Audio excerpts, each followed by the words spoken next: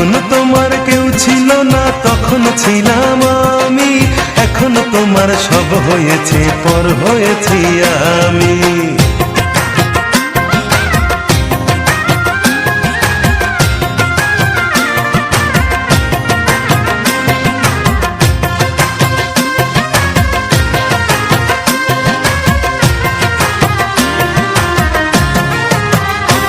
আমার রাজপ্রাসাদের অন্দর ঘরে থাকতো রাজকুমারী, চতুর্দিকে পাহারা দিত হাজারো প্রহরী।